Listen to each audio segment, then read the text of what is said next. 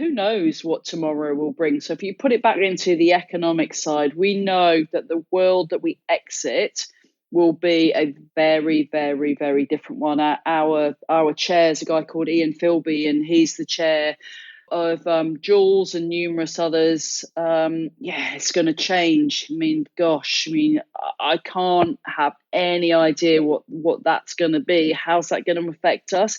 We just need to stay focused in the here and now, because if I'd have said to you, Frankie, 6 months ago, this would have been the situation, you'd have thought I was a crazy fool and had been drinking too much red wine, right? Yeah, and even probably 6 weeks ago, alone 6 months, I would have struggled to imagine a world like we're in now. Hello and welcome to Women on Top, the weekly podcast showcasing bright and brilliant women on a mission, brought to you by me, Frankie Cotton. This week, my guest is Mel Berry, who is the co-founder of Her Spirit. Founded just 2 years ago, Her Spirit provides daily workouts and activities, meditation, community and recipes via their app. Her Spirit is free for every woman until the 30th of June to support women's health and well-being during this period of national uncertainty. In this episode, Mel and I discuss the Her Spirit mission to challenge a diet and fitness industry that is failing most women. Mel shares her insights on creating a brand and message that really resonates with your audience and how important it is to engage emotionally with your customers. Mel tells us how she stays resilient, present and positive both as an entrepreneur and as a human being during this pandemic. I feel it's important now to timestamp these episodes because I want this conversation to have context in a fast-changing world. So this chat was recorded on the 7th of April 2020. I hope you're all keeping well in the circumstances, and please do stay connected on social media. I'd love to hear from you. And without further ado, I hope you enjoyed this episode. Hi Mel, welcome to Women on Top. Oh, thank you. It's a privilege to be part of your podcast series. It's a shame I can't see you, which usually we'd be sitting face to face recording. So yeah, it feels odd today in the circumstances. It definitely does, but that's where my great imagination, goes into overdrive, because I'm picturing us both sat by the beach enjoying this conversation over a nice gin and tonic. So that's the positive of what is, a very challenging situation we're all in. Sounds good to me. So I'd love to talk to you, of course, about the current circumstances, but before we do, I'd like to just get a bit of really an idea about you and about your business, Her Spirit. So I wonder if you could start by telling us a bit about the Her Spirit story. So what problem are you solving, and when did you come up with the concept? Yeah, the problem that we're trying to solve is looking at a woman in her whole self. Is having done huge amounts of market research, we saw the market was very fragmented when you put an overarching umbrella of health and wellness.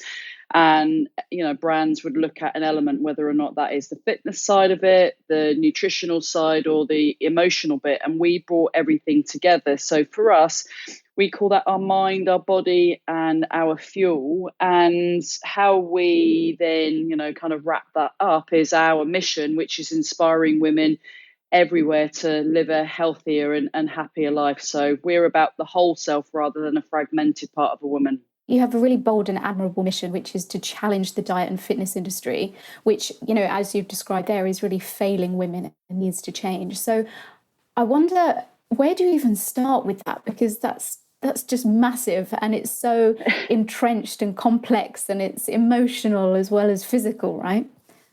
Very much so. And, going back to your first question of, where did it start? I mean, it started, shy on 2 years ago for me personally and Holly, before we properly connected, of then doing a lot of work for, women to get them, improve mentally, physically and emotionally.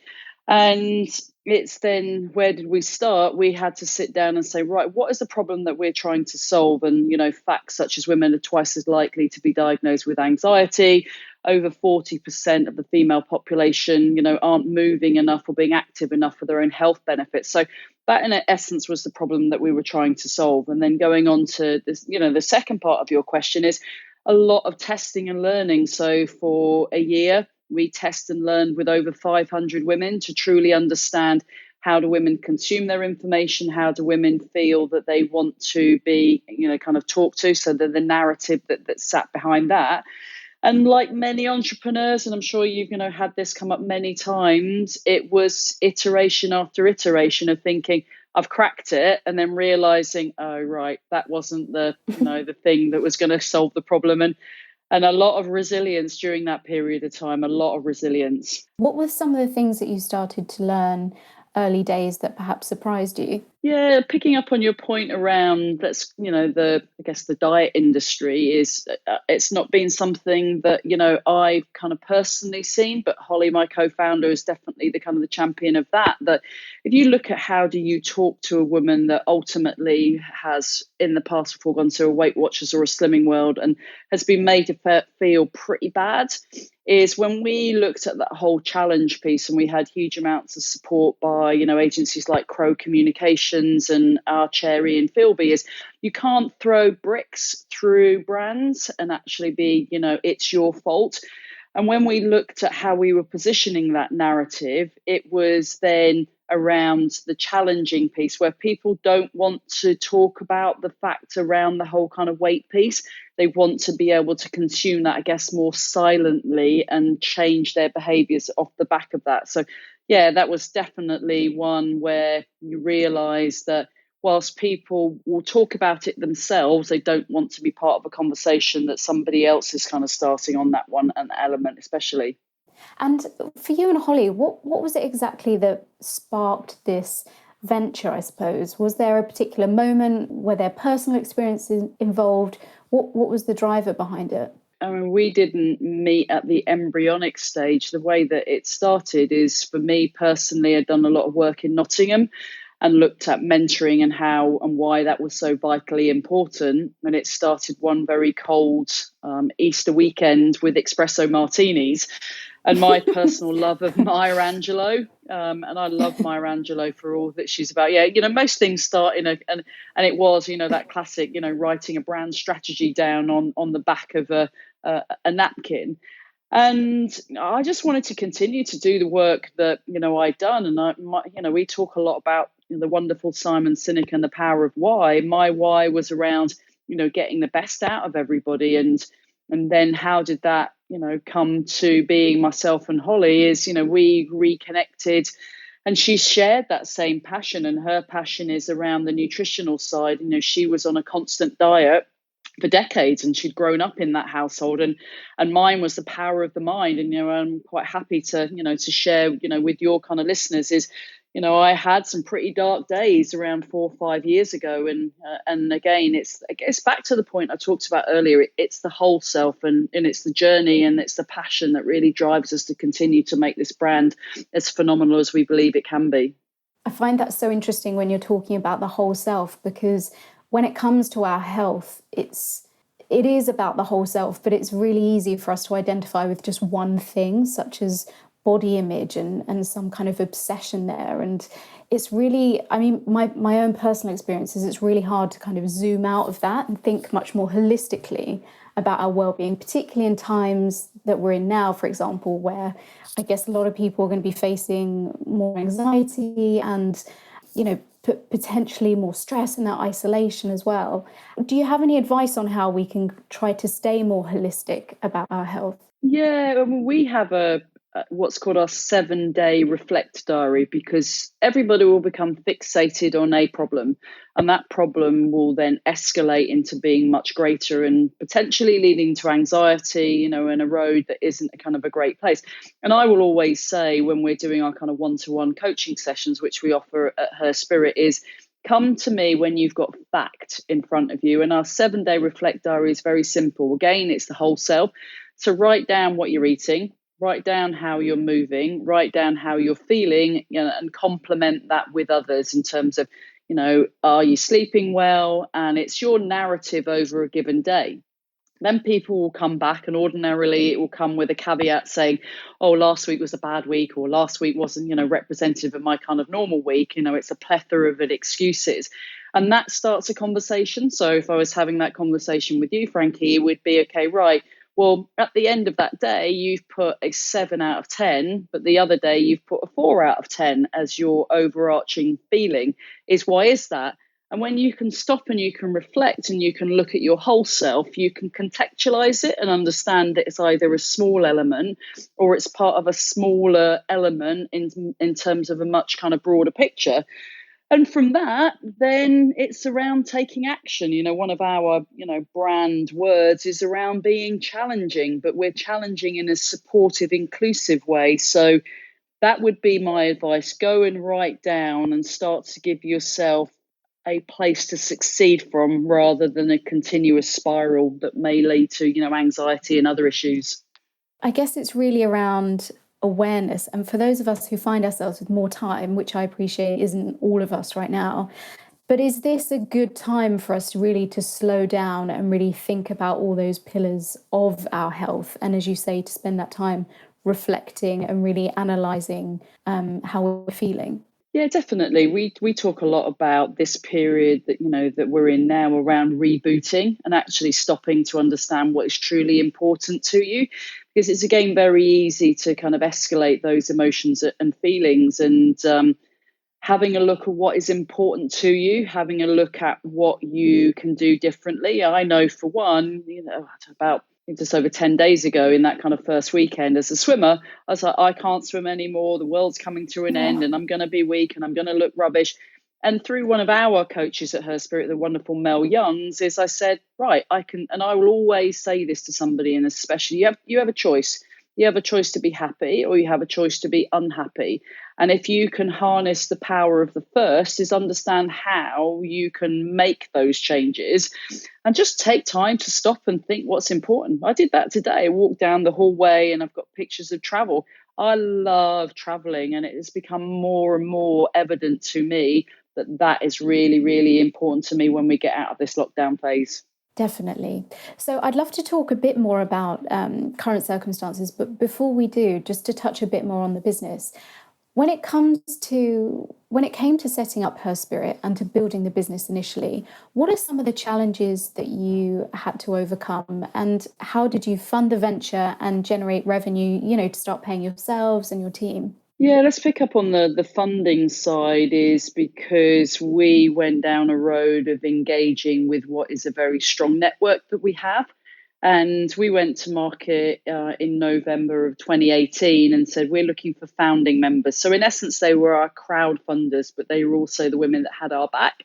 And we said, right, we were asking £100 for you to be a founding member. And the question was then, well, what do I get? And I would say, well, I can't tell you that. But what I can tell you is you're helping to give us a crowdsourcing. And that in its embryonic stage gave us a platform to test. So we had a website, we had email alerts, and we managed to then be able to, provide a bit of kind of cash for, other kind of revenue. So we kind of grew from there, and we continued to kind of test and learn. And from that, and continuing on the revenue kind of story, is we again tested and learned to then know that we had a premium and a freemium option on that side. And yeah, look, it's really, really hard. And what are the lessons? And I go back to that whole resilience piece. There are times that for us as co-founders, you think, I can't do this anymore, it's all really too hard. And for me, I'll reiterate, in any situation, and the ones that we've just talked about, and this one especially, you have to surround yourself with people that give you the energy, the passion to succeed, and people that can challenge and support you, that then give you and enable you to be your best self. And that is, again, through what we say, the power of togetherness. And we always say, together we've got this. Would you say that you talked there about being a swimmer and having that athletic mindset? Do you find that really helps when times are tough in business? Is that sort of mental resilience, does that cross over? I think the mental resilience piece, yeah. I mean, I was a swimmer, and I know we talked about this when we first connected, is, swimming, you don't have a lot of conversational stimulation. You're looking at the bottom of a swimming pool and you kind of talk to your mates at the end of it. So yes, it is very specific, and I've always grown up in that world. But I think for me, the coming together of Her Spirit, and I will always champion and be extremely passionate around the power of the mind, is, I didn't grow up in I guess your lovely family background. I had parents that divorced in my kind of early teens, and that mental positivity that again I had to time and time and time again. It's that great song, I get knocked down, but I get up again. Is yeah, that I think is more where the resilience has come from in terms of kind of life and understanding that I use it as a springboard for learning rather than it being something that debilitates me. Yeah, and that learning to, as you say, pick yourself up again and to carry on and to keep going. Yeah, very much so. And it's hard. And, I definitely, and I'm always happy to talk about, the times that, yeah, I have struggled. And over, the last 3 weeks where we've all, had a greater and more challenging kind of world. But go back to the point is togetherness, and that is one of our real core brand essences at Her Spirit. Is nobody can do it alone, and why would you want to do it alone? There's so many wonderful, amazing people out there, rather that if it's someone that you were motivated by. I wrote a quote today which is the great J.K. Rowling one around, about daring greatly, that if you never live, you've never kind of tried. And that's the point. You will ultimately fail, but you learn from that all the way. And that can be quite a hard lesson to learn, right? Is becoming comfortable with that failure, especially when it comes to a business. You're putting yourself out there, and you have to put yourself out there in order to grow it, to grow awareness of the brand, of the company, and your mission. But doing that also, the flip side is you're very much learning and failing in public, and that can be a hard lesson, I guess, to experience and to keep experiencing. Yeah, one of the women that I get a huge amount out of, and I primarily listen to her work on Audible, is the wonderful Brené Brown. And Brené Brown talks about daring greatly. And if, she'll say, until you're really prepared to put yourself into the ring, will I ever listen to you? And I would echo that. And yeah, we don't want to do it from a brand point of view, because that's not great in terms of, what that means, I guess in the financial kind of knock on. But it's understanding. And, I worked with the guys as a contractor with Adidas, and the good old Horst Dassler was about test, test, and test again. Every day we're kind of testing and kind of learning. And we believe that the customer has to be at the heart of the brand that we're building. I see too many people that build a brand that they like to build and hope the customer will come. And we believe that it's the opposite way round, is listen to the customer and build accordingly. And sometimes, yeah, we get it wrong because we listen to the wrong people. And we've definitely done that in the past before. And on that, what have you found has been most effective in growing that awareness and really connecting with your customers? Yeah, growing awareness for us is twofold. It's peer referrals. So when somebody comes in and has a transformational moment, they tell others, and that has been more evident than it ever has been over the last 3 weeks when we locked down with COVID-19. And the second is reach, and we've done that through partnerships, and we again know that togetherness helps us to do that. So we've partnered in the past before with people like Limelight, who own London Triathlon, London Duathlon. We have a great partner in Zogs because they believe in getting more women swimming.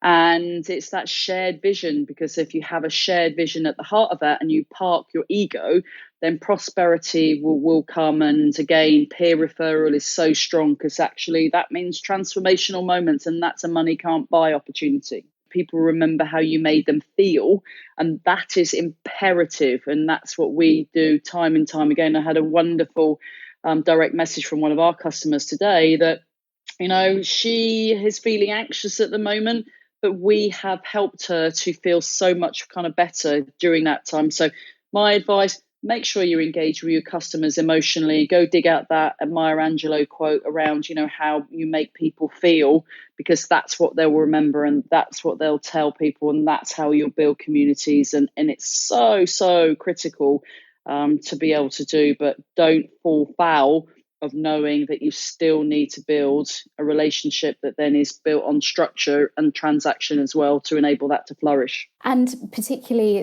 those deep relationships that you're talking about there with your customers and with the community are particularly important around times like now, where businesses are having to pivot and we're all having to be much more flexible about how we do things and the services that we provide.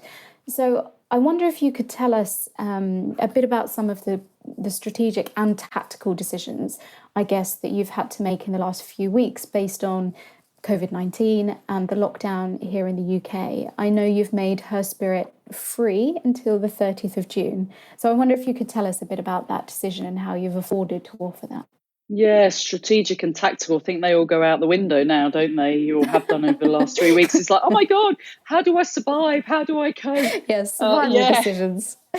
I know. Yeah, your nice strategy or kind of business plan that you've written for the foreseeable future. You rip that up, put that on the barbecue, and start again.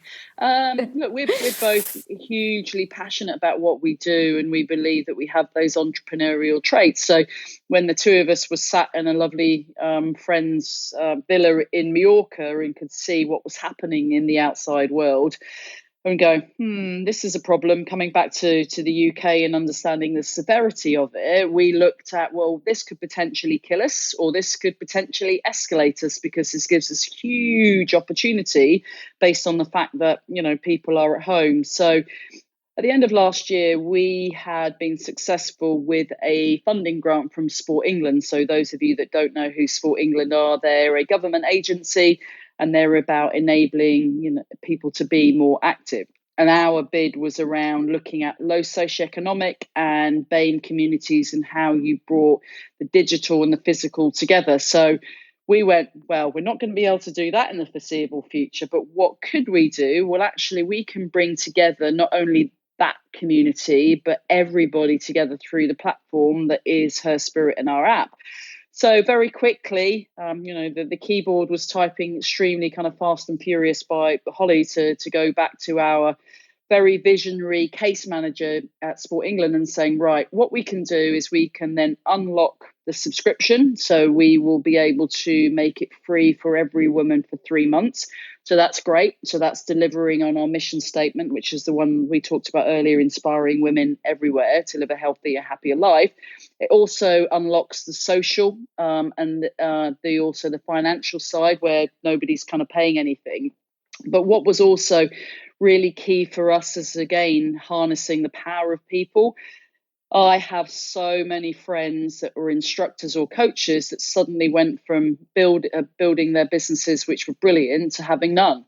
So we were able to get a group of phenomenal coaches and instructors that are best in their field to say, will you support us in terms of live content? And they all went, yep, completely, because again, they're very purpose driven.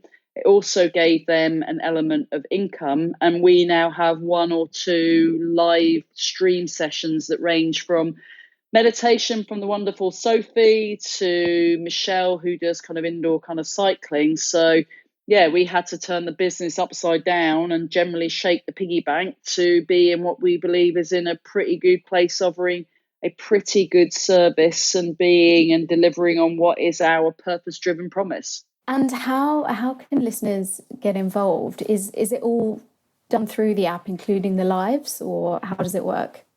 Yeah, so it's very simple to do. So you just need to go to your app store, and that's available on Android and iPhone. So sign up, download the Her Spirit app, and just come in, and we have a section within the app, and that's just go to Her Spirit Live. It flashes up 10-15 minutes before it starts. And if you aren't sure when and what's happening, you just go into kind of the event section. And we've been working very closely with a company called Disciple Media, and they're about building communities. So yeah, it's very, very simple. Please get involved. We have a campaign that is around every minute counts. So for every woman that is active, we ask them to tot up their minutes, and that could range from 5 minutes going out and walking down to the bottom of the garden to going out and going for a run, and then put those in the community at the end of the week. And we are accumulating those minutes. So for every 500 minutes, we will gift a subscription for free on the 1st of July onwards to a woman that can't afford it. And we will work with our delivery partners, such as Nottingham Women's Centre, to enable those to be allocated to the right people. So please get involved. Not only can it help you and your friends now, but it will also help women less fortunate than you from the 1st of July onwards. Got the wonderful Louise Minchin. She did 8 hours of activity kind of last week. She said this is not about intimidating anybody, but she's now had the opportunity to do more than she's ever been. So her activity, for example, last week has meant that we will be able to gift a free subscription to the woman that can't afford it from the 1st of July onwards, which is a great story. So no excuse, Frankie. Okay, brilliant. I promise I will pledge my minutes and I'll keep that updated. To hop back to the current circumstances, and what do you think about the longer term impact of COVID-19, both from a business angle, but also, I guess, generally, lifestyle and kind of where we're at in 2020? Do you have any thoughts on that, or are you trying to just sort of stay focused on the day-to-day at the moment? Yeah, I mean, we're very much, clear on staying present, and we talk about that time and time again. And it was great we did a podcast with a wonderful Deborah James. And for those that you don't know, Deborah, she's Bowel Baby, but she's also then stage 4 cancer. And, she talks about staying present, which is vital. And then, it's then how do you continue to keep present? Well, who knows what tomorrow will bring? So if you put it back into the economic side, we know that the world that we exit will be a very, very, very different one. Our chair is a guy called Ian Philby, and he's the chair of Jules and numerous others. It's going to change. I mean, gosh, I can't have any idea what that's going to be. How's that going to affect us? We just need to stay focused in the here and now, because if I'd have said to you, Frankie, 6 months ago, this would have been the situation, you'd have thought I was a crazy fool and had been drinking too much red wine, right? Yeah, and even probably 6 weeks ago, alone 6 months, I would have struggled to imagine a world like we're in now. But yeah, it's interesting what you say there about staying present, and I do think that that's very important. And I guess it's a real test for all of us to stay present and not to overthink the future, and to find a way to kind of trust and be flexible and be open-minded and let go of some of that control. Yeah, I mean, I guess picking up on that, a couple of points is that being present, and it is so important. And through the mentoring that I've had from people, I'm a massive, and if you haven't listened or read any of him, there's a guy called Eckhart Tolle, and Eckhart Tolle talks about the power of now and staying truly present. And I think we have to. I think the severity of what is happening and will continue to happen and will happen probably through the next decade is so impactful on so many different, unemployment's going to go up, the cost of this to kind of the nation, people's economic spend as we come out of this. I can control now. I'm sat here in my living room. It's a bright sunny day. I'm having a wonderful conversation with you, and I'm staying present. I cannot think about what may be, what will be, because I don't have control of that destiny. I have control of what is now. So Brené Brown, Eckhart Tolle, Maya Angelou, take, power from what those guys say to you and stay present and stay in control of your own journey. I'm so glad you mentioned Eckhart there. I've been, I can't call it well thumbed because it's on my Kindle, but I've been referring back to The Power of Now and A New Earth. When I can't sleep at the moment, they've definitely been pillars to keep me present.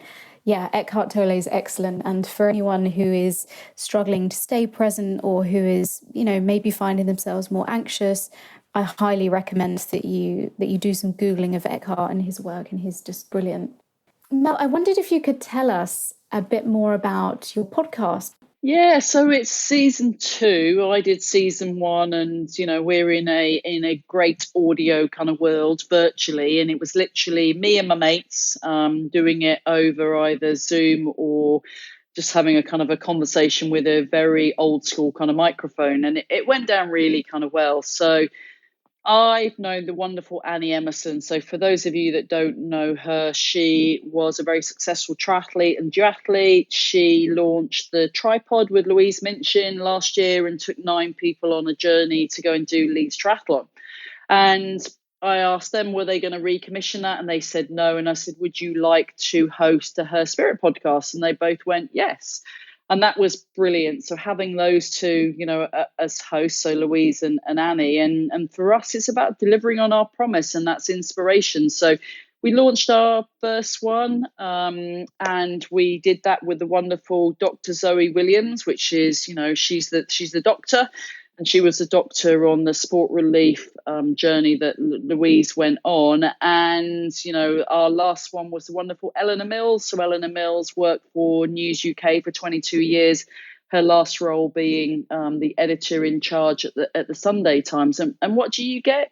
We hope inspiration. We hope that people will be inspired, and we become the so what factor. So we always continue to say to women, and again to reiterate to you, Frankie, and any women that's listening, sign up, download the app. You've got content to keep you sane, mobile, and motivated during this time. Donate your minutes, and as you said, play forward on that one, and just be humble. And listening to, I was very humbled by Deborah James. This is a woman that had stage 4 bowel cancer that shouldn't be alive, and normalizing kind of what she's doing. I love her bit. She talked about she's becoming more proficient in cocktails and canapes. Every day she makes a new cocktail.